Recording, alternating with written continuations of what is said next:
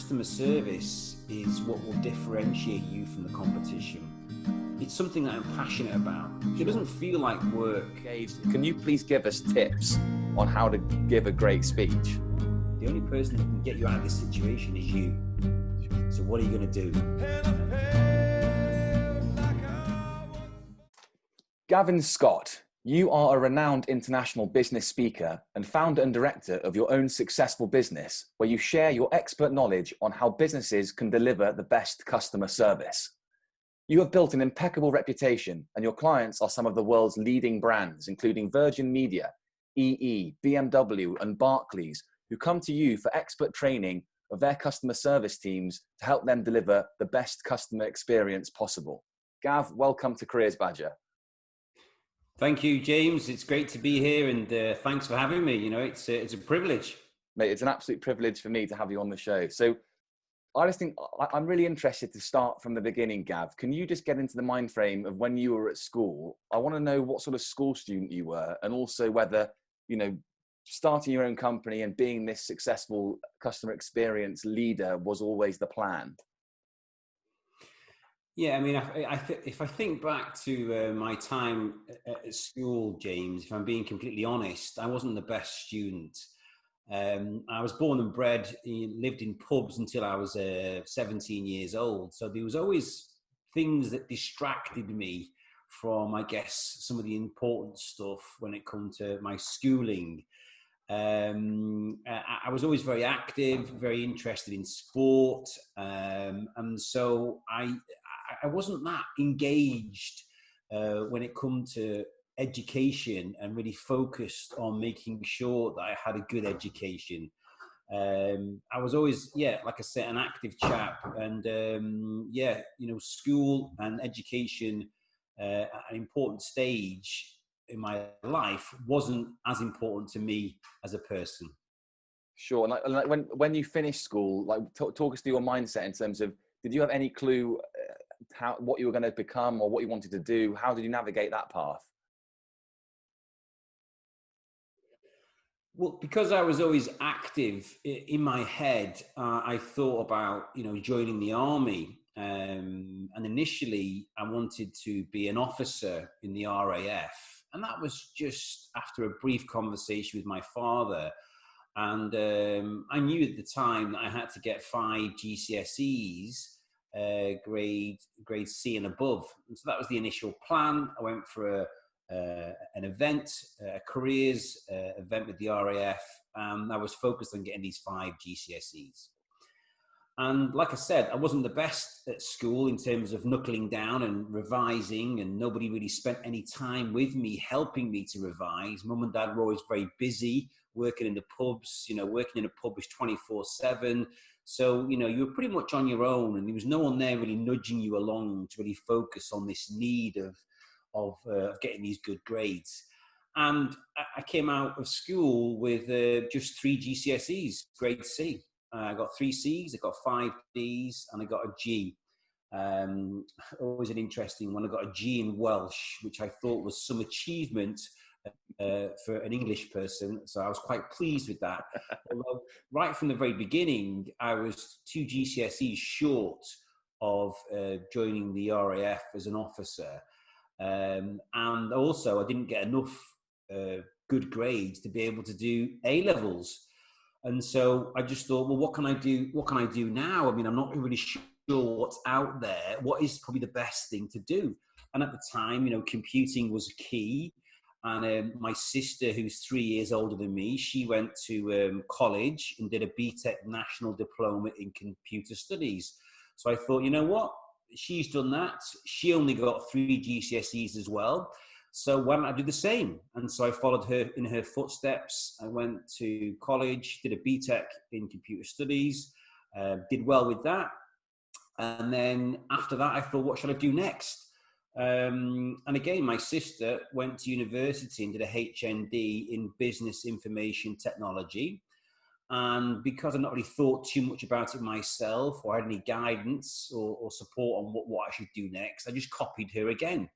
And I went to Leeds and did a HND in Business Information Technology. And then I finished that. I actually came third out of, I think there was 49 students, and I was in the top three. I was third. That allowed me then to transfer onto a degree. So I joined the second year of a degree in business information management. And who'd done a degree in business information management? My sister. She did the same at Manchester. And so I just thought this must be a good course, so I'll do that. And again, you know, I managed to knuckle down a bit more when I was at university, and I started to realise that, you know, education was important to me. And I started to look at new opportunities. And you know, when I was in school, I got a D in French, and I thought to myself, I'd love to be able to speak French.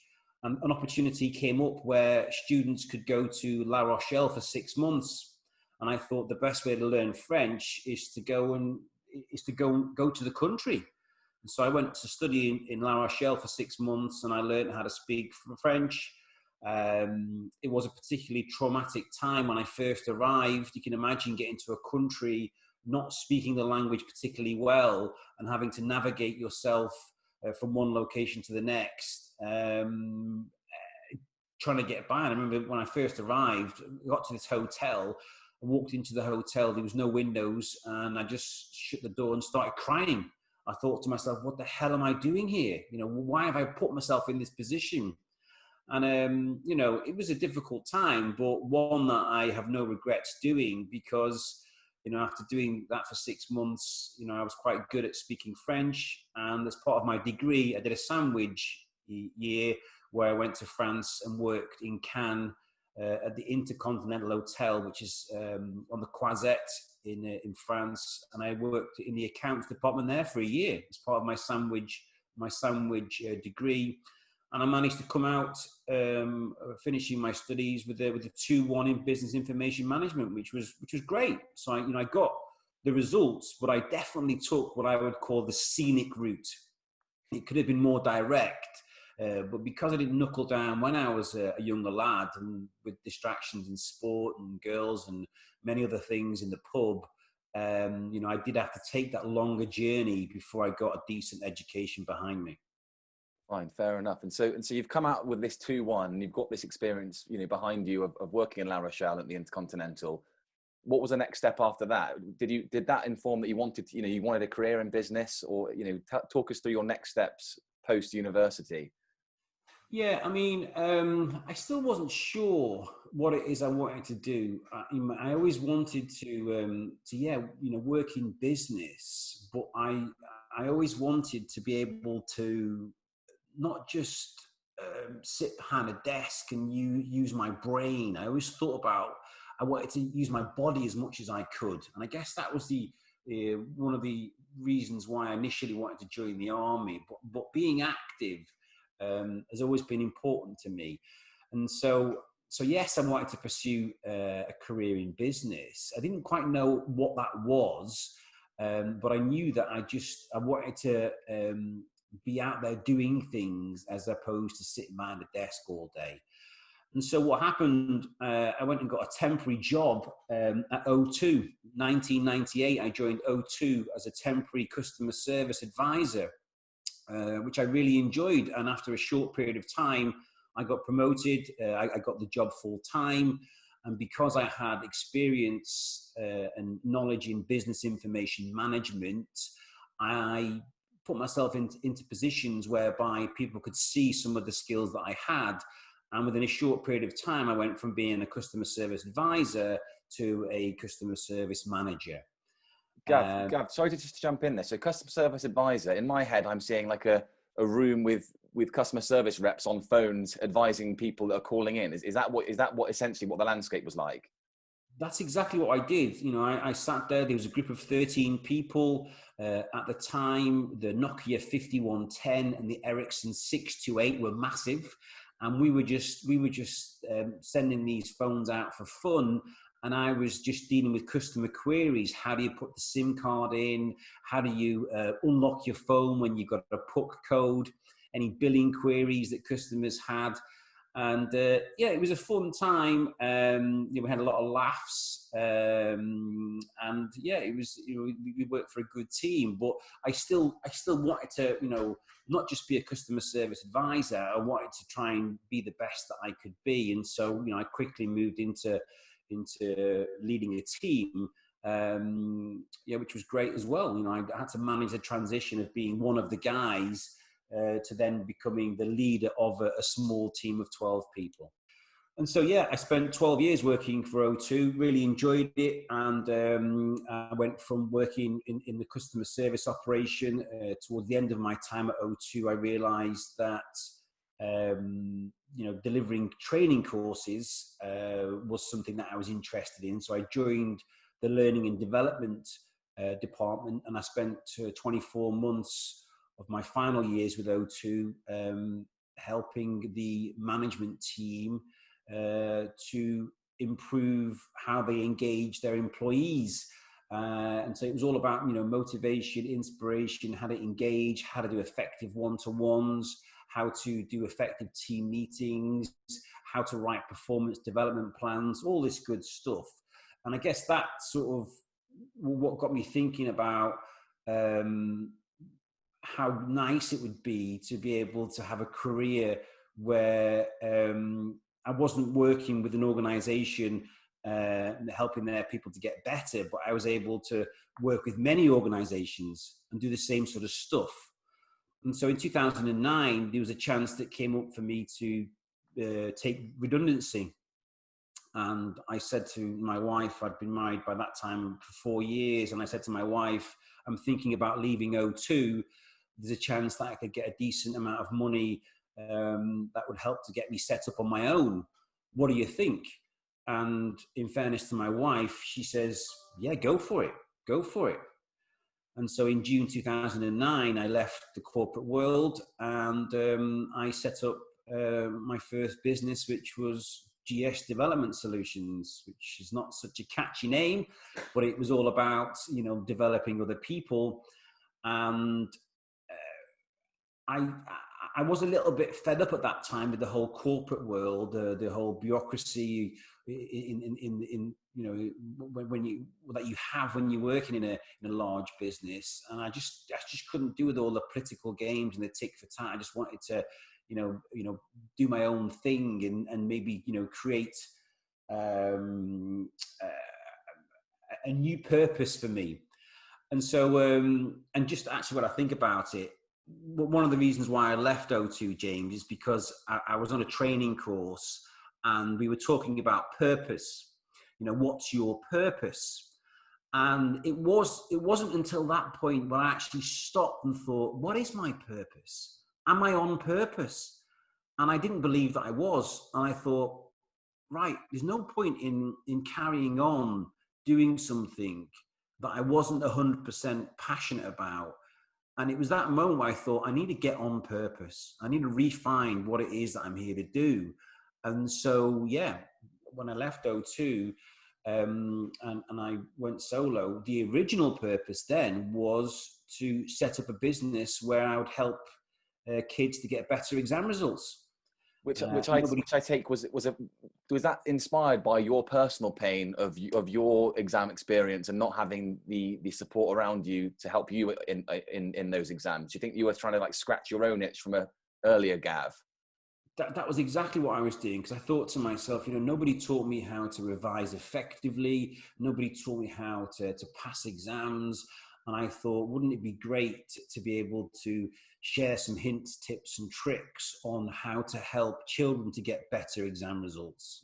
And that really started to help me when it comes to, engaging people and engaging what I would say is one of the most difficult audiences to work with. Because if you can't get it right with kids and you can't connect with kids, they'll be very quick to give you feedback and tell you if you weren't very good. And so therefore you built that level of buoyancy whilst at the same time I developed some key skills that would help me to connect with people.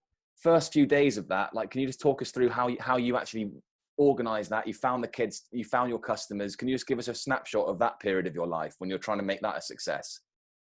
Yeah, so I had a look at various organisations to try and see who's out there, who's doing things that are helping kids to get better exam results. And I came across a company based on the Isle of Wight called Positively Mad, Positively Making a Difference. And at the time, they were doing a package whereby you could pay £2,500 and you could get trained up on a number of their events. And once you were trained up on those events, then you could go out and try and build your own client base. You could try and connect with a number of schools locally and sell yourself into them. So I went down to the Holiday Inn in Oxford, and I spent a bit of time there watching what was going on and how they delivered these memory techniques. I thought, this is brilliant. And so, yeah, I signed up, and I got myself skilled up in being this memory expert. And I managed to just connect with key people in the local area of Leeds and Wakefield when I was living in Leeds at the time, and just try to put myself out there as much as I could. And then what made you transition away from that? Yeah, I mean, so there's a couple of things really, James. I mean, I did join up with a company, and I was working for them as an associate, delivering these events up and down the country. And there was a lot of travel involved. There was a lot of overnight stays, a lot of time away from my family. So I was very much a road warrior. I was all over the place, spending limited time at home, and one thing I didn't mention is that I was also a referee. And so if you can imagine, during the week, I was working away from home. And at the weekend, I was working away from home. I was refereeing on a Saturday and a Sunday. And I was out in the morning from 10 o'clock in the morning. And I was back at 7, 8 o'clock at night. Crikey. And so pretty much I wasn't spending a huge amount of time with my wife and my family. And it wasn't until about 2013 or 2012, my wife says to me, she says, "Listen, Gav, we know that you love football and we love you as well. And, we wouldn't ask you," she says, "I wouldn't ask you to stop refereeing. We don't see you. We don't see you enough." And in 2013, I was very close to becoming, to breaking it, getting into a decent level as a football referee. The next step was the Premiership. I was quite close to that. Wow. And I stopped and hung up the boots in 2013. And it was around about that time that my wife was thinking about going back to work. And I said, "Listen, why don't we join forces and set up a business together?" And we were sat watching TV, and there was an advert about bread. And my wife looked at me and she says, "Wouldn't it be a good idea to have a company called Loaf?" And I says, "Loaf? Why loaf?" She goes, use your loaf of bread. Use your head. Do things a bit differently." I says, "Yeah, let's do it, shall we?" And at 9:10 on the 11th of the 12th, 2013, we launched Loaf Training Limited.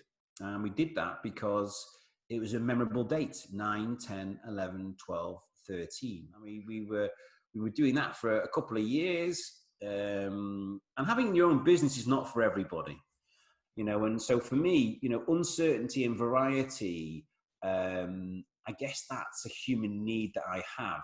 I'm quite happy to have a level of uncertainty and risk and variety. Sure. But that wasn't the same for my wife. And so she wants to have certainty, security. She needs to know what's happening, where she's working, what's coming in next, what's on the plan. And we realized that, having this business, it wasn't for her. And so she went back and got a different job. She's massively successful at now. But having your own business is not for everybody. And can you, you are the customer service expert. Just in a nutshell, why is customer service so important for business success? Well, I mean, I'm astounded about how much money organizations spend on sales and marketing when it comes to getting customers in, and how little cash they spend on retaining customers. And it costs a lot more money to get a new customer than what it does to keep existing ones.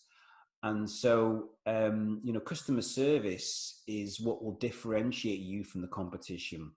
And if you provide great service to your customers, they will stay loyal, they will spend more money, and they will recommend you to their family and friends. So yeah, and again, I've got a vision. My vision is to be the UK's most preferred supplier of customer service solutions. It's a massive vision.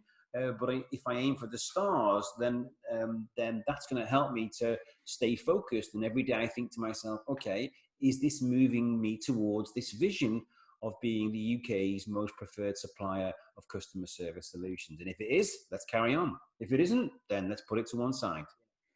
And I think that positive approach, when I'm working with my clients, that behavior breeds behavior, and so that sort of oozes out of me, and hopefully is picked up by the people who attend some of the events that I do.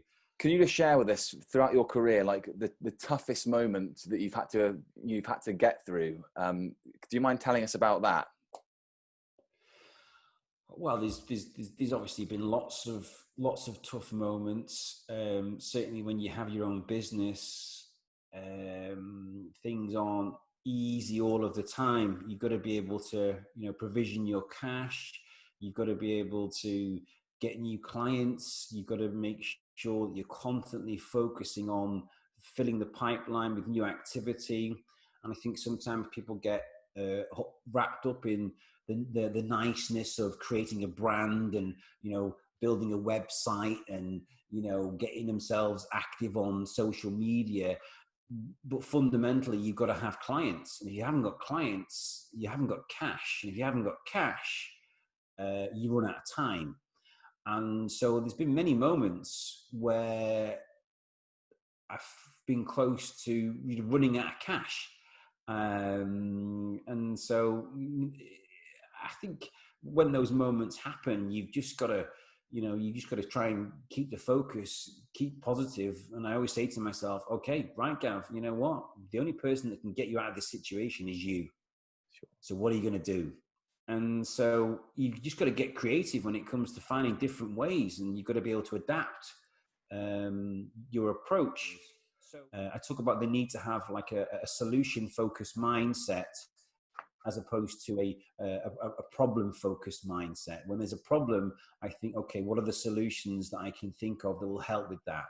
Being able to roll with the waves and go through constant change and recognize that change is just a part of life, and just embracing it and making the best out of it. I think that's really what's helped me to steer myself through probably what have been some quite stormy waters, and I'm sure there'll continue to be more in the future. But I do have quite a level of resilience, and that's a story as well in itself. When I was at primary school, I might have mentioned this story to you in the past, but my head teacher on our final day of primary school, he came into the assembly, and we were all sat down with our legs crossed on our brown parquet floor. And he walked up to the first kid and he just said, "Never give up, never give up, never give up, never give up." He went around 150 kids and he just said to us, "Never give up." And I walked out of that school that day, and I was 10, 11. I mean, I was born in August, so I was always the youngest. I might have still been 10 when I left primary school. But I thought to myself, you know what? I'm never going to give up. And sometimes it's too easy to throw the towel in. And I've had many moments when I was been in business or refereeing or with family where you just think, God, it could just be so easy to give it all up. But I just think about what Mr. Hughes says about the need just to soldier on. And having that passion about something helps you to keep going. And I think that's a key thing for me. The work that I'm doing now, it's something that I'm passionate about. Sure. It doesn't feel like work. Yeah. And I've never met anyone who's successful at doing something that they haven't got some passion about. And so, you know what, the stuff that I do now in the space of customer service is something that I'm massively passionate about, and therefore it's easy to do. And the outcome of that is that clients will pay me a little bit of money to help them to have better conversations with their customers. So I'm good with that. Next, which is specific skills advice. And as I have got, you know, one personally, I think you're one of the best speakers I've ever experienced. I would love you to share with us some tips that you've got on giving a great speech. And just from my memory of you, like I can totally remember you being on stage. You know, we did some activity with our fingers, which was, you know, it was fun. I was engaged. Can you please give us tips on how to give a great speech? No, I mean, thank you for that. I mean, I love it when I get feedback from people who've observed me, and it's really nice and heartwarming when they say that that I had impact. Because, you know, ultimately I've not always been a great speaker. And, you know, when I first thought about getting better at speaking, I thought, well, how can I do that? And I remember, you know, looking through I think at the time I might have even just done some research on, would it be my phone or publications, to try and find out who was a great speaker in Yorkshire. And I come across this guy and I thought, okay, if he's one of the best speakers in Yorkshire, let's see how much I can learn from him. And I phoned him up, and Richard McCann, I said, Richard, you know, I believe that you're one of the best speakers in Yorkshire, and I would like to benefit from your knowledge, skills, and expertise. Would it be okay for me to come and watch the approach that you take? And initially, you know, he wasn't too keen on the idea. You know, he says, potentially, you know, you're my you could be my competition, Gav. And I was like, yeah, that's true.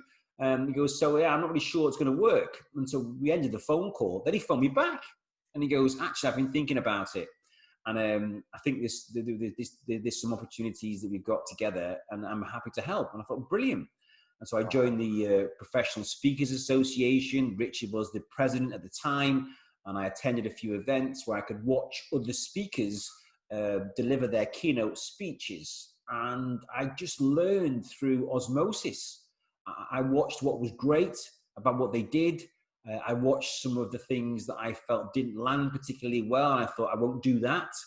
And I just spent a huge amount of time watching other speakers and thinking about how I could put myself into that uncomfortable space of being able to practice. And they had something called, it was a speaker event for speakers who had just started off. And I entered that, and I talked about toothpaste, of all things. I did a 5-minute presentation on toothpaste, James. It was just unbelievable. But the moral of the speech, the moral of the story was, it was about performance management. And I was talking about, when you've got a little bit of toothpaste left, you can always work out a way to get more. Yeah. And the same rules apply with your people. When you think they've done just, they can't do anything more, then with the right approach, the right technique, they can always do a little bit more, just like the toothpaste. And I stood there with a tube of toothpaste. And that was the first little speech that I did, which probably got a bit of a round of applause, more because they were laughing at it than what they thought it was great. But guess what?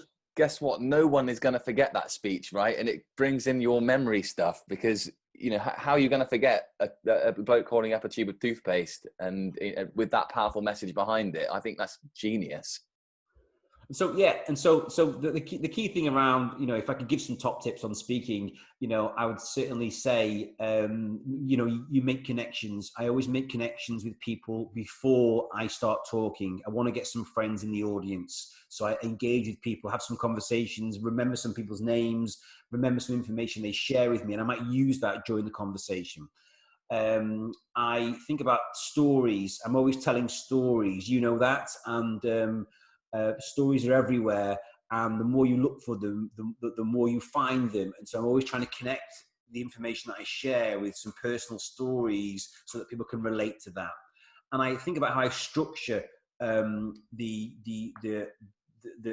stories. I talk about something called PSA. A guy called John Atauka shared this with me many years ago. PSA stands for make a point, tell a story, and then help people to understand how they can apply it. Point, story, application. Point, story, application. And so that's the approach that I talk about. That's the approach that I take when it comes to how I deliver a message to people. And yeah, you just got to be yourself. I always make mistakes. I always lose my words. I always get a bit tongue-tied and forget what I'm supposed to say next. But then I just make it part of who I am. And I often will stop and go, okay, guys, I've got a bit of a mental block right now. I'm not sure where we're going to go to next. Just give me a moment. But that just makes people realize that, okay, this guy's human. This guy's normal. Really good. And I think, more strings to your bow. We must talk about it. Tell us about what you've been up to recently. And I'm right in thinking that you're at the final stages of a book that you've been working on. Can you talk to us about that?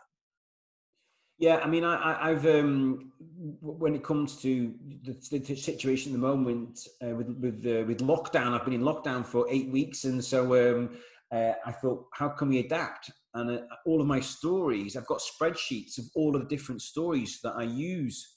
And so I thought, okay, now is the time to write a book.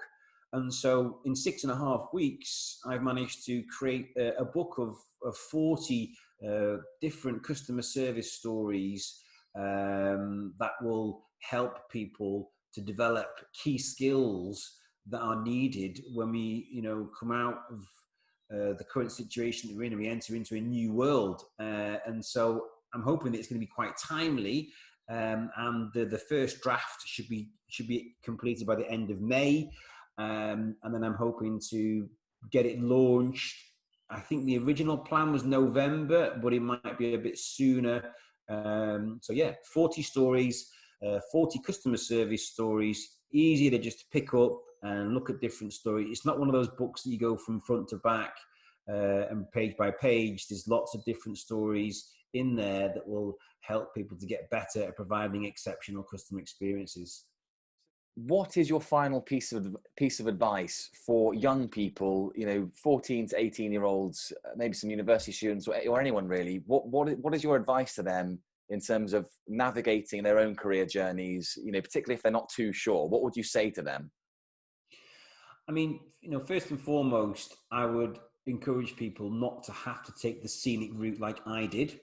And easier said than done, but I would certainly encourage people to help themselves to get out to a good start by knuckling down and getting some good exam results. And that's massively important. So really think about making sure that you sacrifice a little bit of time with your friends or whatever that might be, just to get some good results with your exams. That's gonna help you to get off to a good start.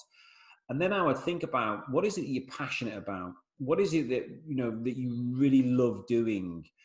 Is there a way that you could is there either a career or a way that you could really tap into that passion?